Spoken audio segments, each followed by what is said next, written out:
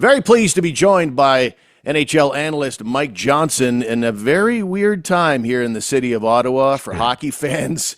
And out of the gate, Mike, first of all, thanks for coming on. Appreciate it. Hey, my pleasure. Always happy to talk Ottawa. And I thought we'd be coming on to talk about another year where the team's doing well and in a playoff spot. I really believe the Senators before the season were going to be good this year, and I believe they are a better team than they have shown. But the standings are the standings; they're not in a good place right now. But I thought we would be talking about that, and unfortunately for the Sens, it's sort of drifted away from that in the last little bit. Yeah, Thursday was and I've been covering the team since day one here in town, and that was on Thursday, one of the craziest days that I've seen for this organization. They get worked over by, well, the Harlem Globetrotters of the NHL right now, the Colorado Avalanche. But, I mean, the day that was leading into it and the James Reimer signing announced right in the middle of it, not announced, but the news breaks right in the middle of a beatdown. Let's begin with the thing everybody's talking about around the water cooler, Mike, and that is the whole social media post that went down. As everybody knows, Linus Ullmark's on a leave of absence. Everybody people wonder why, but most people are letting that situation play out. But some jerk on social media decided to put out a theory or a story about what's going on, and it basically caught fire, as things do on social media. And the Senators felt like, despite the fact it was only one social media poster that put this out and other people reacting to it, they felt like they needed to react to it and put out a very emotional statement. What did you think of the whole situation and how the Senators handled it? It's not unprecedented, but it's unusual. There's not like a playbook, and it's exactly how to handle this. So first off, Linus Ullmark's away from the team. He's not unique in that regard. A lot of players, goaltenders, or whatever, take time away from team for a variety of reasons, and some, might be as simple as they have a family member who's ill or something. There's a lot of different reasons. It doesn't have to be some scandalous thing. It's just whatever it might be. And generally speaking, people, I think, understand mental health and well-being enough to let that alone. Joseph Wall was away from the Toronto Maple Leafs for a couple of months. Like, nobody tried to figure out why. They just respected that situation. So it is unusual that it came to this. So I kind of break it down like this. People can write whatever they want on social media, and it doesn't have to be true, doesn't have to be substantiated. And generally speaking, when you are in the public eye, like these players are, like a hockey organization is, you just got to take it. You don't react to it because it'd be exhausting. It'd be like whack-a-mole. Every time you stamp one down, another one comes up, and you're just wasting your energy. It's not worth your time to pay attention to it. Clearly, though, and what makes this unique to me was that this posting got enough attention that it was affecting the team. If it was just one of the millions of postings saying Mike Johnson's an idiot, whatever, you leave it. But clearly it had gotten to a stage where it was getting enough traction on social media with other sources and obviously bothering the player. So we get what Steve Staios is trying to do, right? He's trying to be emphatic in his denial that any part of this is true to protect Linus Ullmark, to protect the rest of his players, to try to give everyone around the organization peace of mind. This is not true. It is garbage. Leave it alone. I can't believe I have to do this, but I'm doing it strongly because I want to protect the players because it's not true. We get that. And we get that sort of motivation behind it. But by doing so, he gave it more oxygen.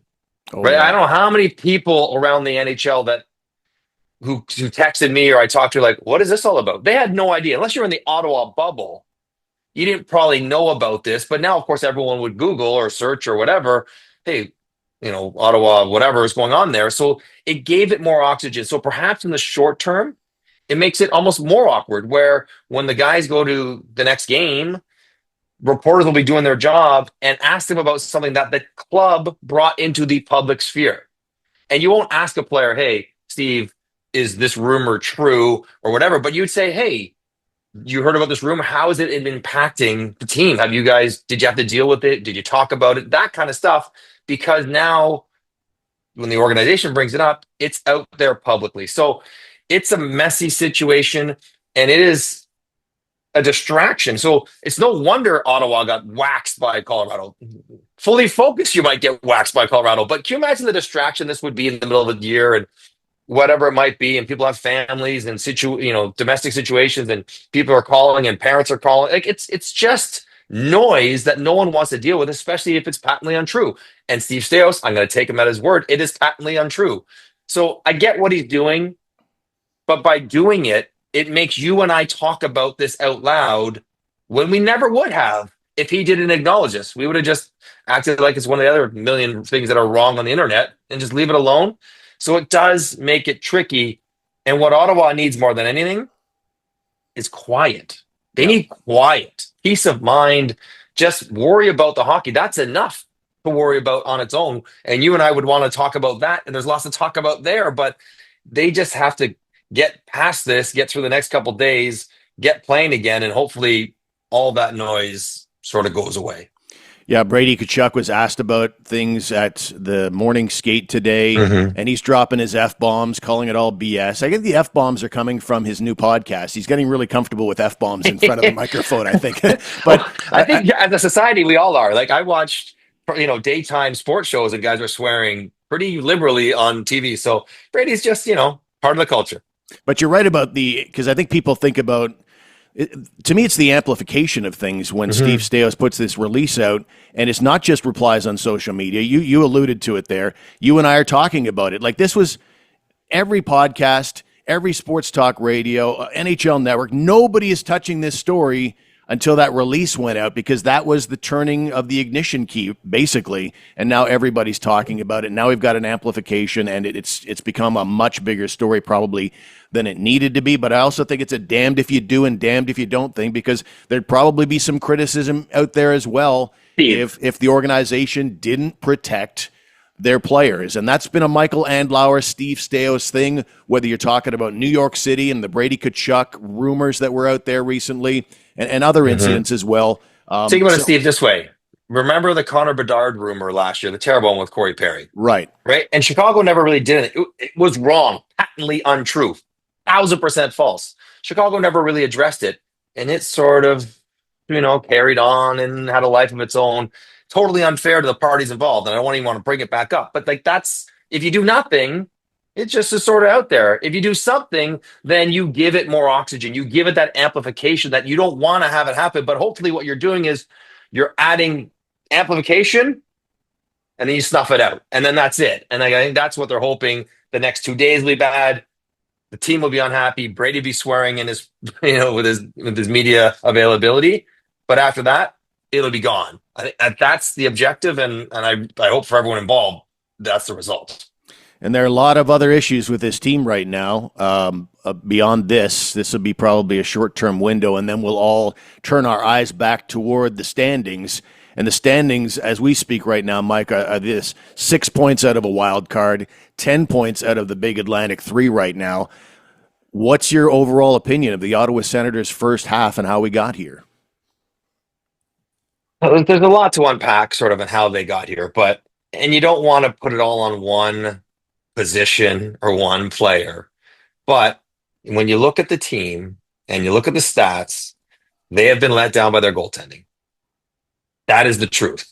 Now, there were other elements to it. The penalty kill has been atrocious at times. They got to fix that.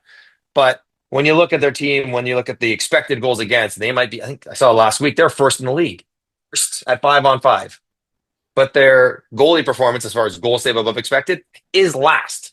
So, you kind of point at the guys that are tasked with doing that. And unfortunately for Linus Ullmark, prior to him leaving, and for Merilainen, who was great last year in his little stretch, but has really struggled this year, you can't win in the NHL unless you're maybe Colorado. But you can't win in the NHL with, mediocre to poor goaltending. It's if you're the worst goalies in the league, you're going to be a bad team, no matter how well you played. So I get fans get frustrated with Travis Green talking about the process and sort of liking the game when they don't win and they're losing. But there's not a lot you can do if your goalies don't stop the puck. So, you have to highlight that. The goaltending hasn't been as good as they need it to be. It's got to get better, whether that's Ullmark when he comes back, whenever that may be, if he comes back, or whether it's Merilainen. I don't know if it's going to be James Reimer. That seems like a bit of a hope and a prayer, but their goaltending's got to be better. That would help for sure.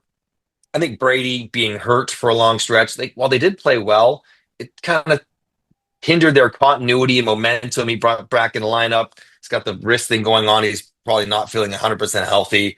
They've had other injuries as well in the back end. Shabbat was missed, and you see how thin they can be on the back end. Jensen not quite being 25 anymore. Maybe it's just an age thing for him. So I look at this year as they've been playing well, executing the game plan. They probably would like to score a bit more. Penalty kill be a bit better, but largely, Steve, goaltending has let them down, and it's going to have to get better, or they're not jumping over the 7 teams they need to get over to get to the playoffs. Yeah, and that's the question I was going to kind of finish with on the Sens front, because I do want to ask you about World Juniors and Team Canada's Olympic roster before we let you go. What's your faith level that, I mean, especially with this latest thing that's happened with the social media thing, can they iron this out in the last 40 games here? Can you tell me, will they get like 900 goaltending? They don't need Sorokin. They need league average, because I think their game is solid enough. If they don't get it, then no, they won't get there. But if they do, then yes. And the good news for Ottawa is that, you mentioned 7 teams, and that's daunting, and it makes it mathematically difficult with everyone playing each other. But it's also 6 points. That's a good weekend. And you're sort of, you go on a run, you're right there around it. So it's not gotten away from them, which is the good news. But, we're coming up on 38 games left, 35 games left, 30 games left. And when you're there, no matter how many points you're behind, if you got to get over 6 teams, it's really, really difficult. So their push kind of has to start now. They got to go. They have a super busy January, and they got to get way better in it before the Olympic break, because if they don't, then they'll come back and they will not like where they're at when they approach the trade deadline. On the international front, which you're all over, I interrupted your Olympic preparation and things, and you're just... Go where others fear to tread this winter in the SUV that's built for it. The 2025 Bronco Sport with standard 4x4 capability. Right now, get $2,500 in rebates on eligible 2025 Bronco Sport models during the Ford Winter Break event. Visit Jim K. Ford today for details. At Jim K. Ford Lincoln, we say yes! Here in Canada, we don't just make lights. We craft possibility, connection, and celebration. Built right here by people who care about what they're creating. At Celebrite, we're made of all the colors of the RGB rainbow, each person bringing their own brilliance. Because when we come together, we make something brighter. Celebrite.ca, proudly made in Canada. Once again, Greg, we want to welcome our great new sponsor, Midas. You can find your favorite location at Midas.com. We talked last week, last show, Steve, about the buy 3, get 1 free on the Nexen tires. These guys sell every kind of tire, from the low grade to the high grade, any tire you like. But the best part is, no matter what tire you buy, you get a lifetime warranty on this sucker, right? If you get a flat, all you got to do is go into Midas, anywhere in North America. If they can repair it, they'll repair it for free. If they can't repair it, they'll replace it, Steve. Brand new tire, free of charge. All you got to do is pay for somebody to install it. Hit up a Midas and get some new tires. On the international front, which you're all over, I interrupted your Olympic preparation and things, and you're just back from the World Juniors. Man, did you get any holiday moment at all this year? It was actually nice. I was in Toronto for the week before Christmas, and my daughters were home from university. So I was able to spend a whole week with them, which I don't usually get to do. I take off for the World Juniors on the 25th. So I was able to spend that week with them. We had Christmas Eve and Christmas morning. So by my standards, it was a lovely holiday. And then we went off to Minnesota and did that. And, it was a fun tournament. Team Canada was so different than the one we saw in Ottawa, scoring lots of goals, but keeping none out of their net. The only down part of the tournament, Steve, was that the attendance was poor.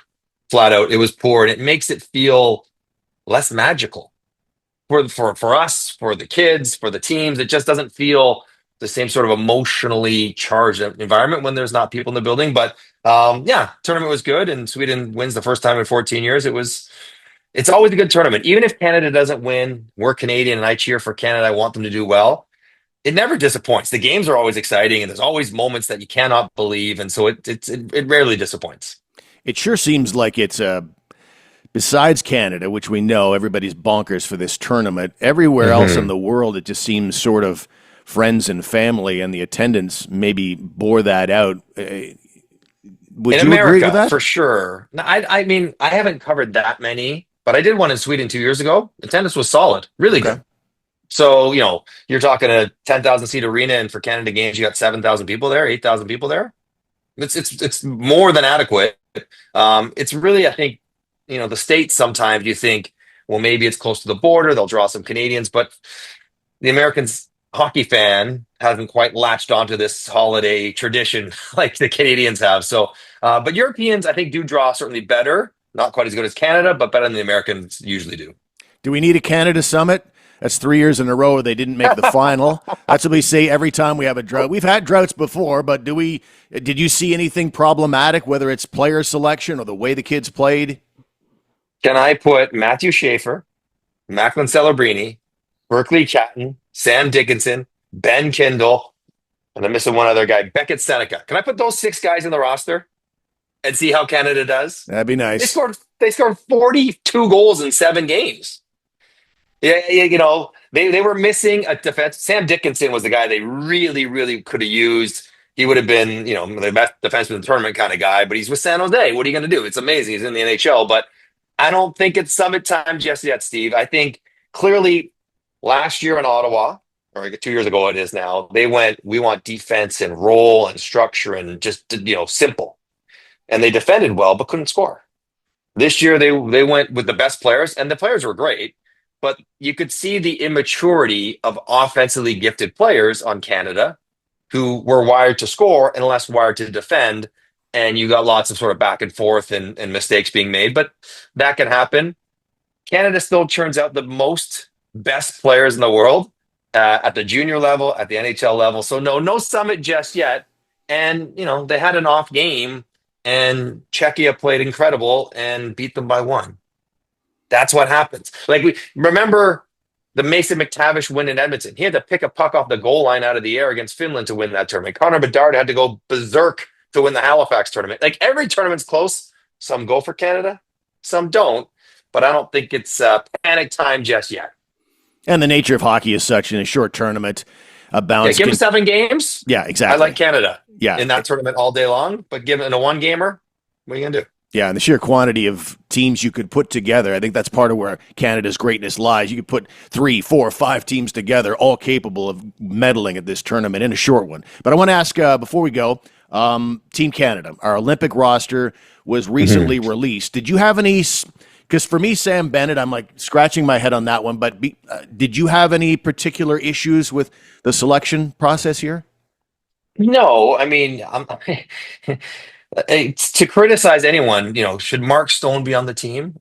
I mean, Mark Stone's incredible. I mean, Canada has, no matter if you want Sam Bennett on the team, okay, well, you got to take off Anthony Cirelli, Stanley Cup champ, one of the best penalty killers in the league. He plays for the coach who's coach of the team. If you want Matthew Schaefer's on, you got to take Thomas Harley off the team, who's an up and coming guy who stepped into the Four Nations and played beautifully. So, like, on my team, I did have no Bennett, no Cirelli.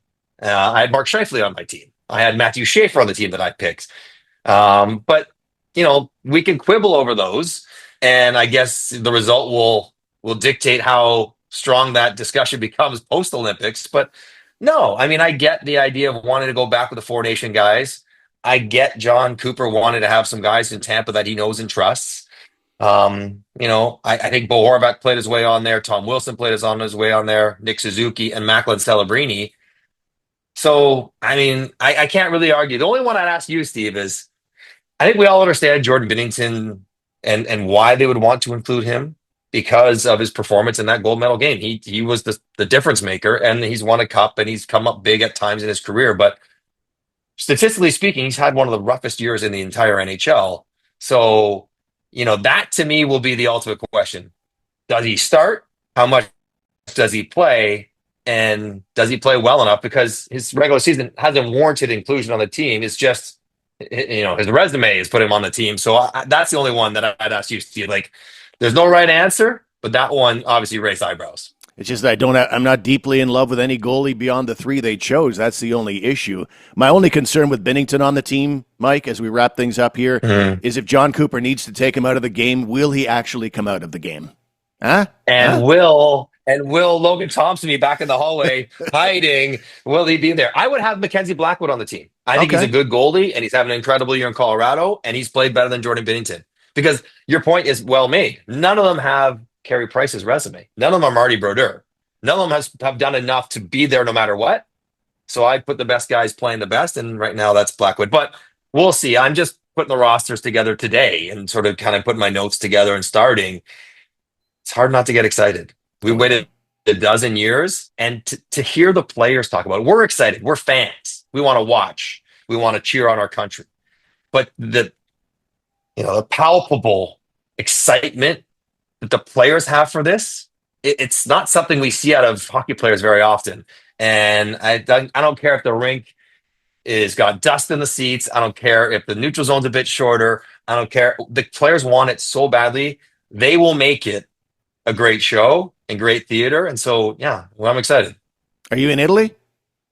I will be in Italy. Yeah. I'm going over Nice. there early February. I'm hoping to be between the benches for some of these games. It is going to be the best, fastest hockey in the history of the sport. And hopefully I'll have a ringside seat. Amazing. Well, we really appreciate your comments here today on the Sens Nation podcast. Mike, thank you very much for your time. I know you're crazy busy with hits like this, with all the stuff you're doing for various networks, and really appreciate you being on the show today. Always a pleasure. Time to stoke the fire. There you go, the Sens Satellite Hot Stove.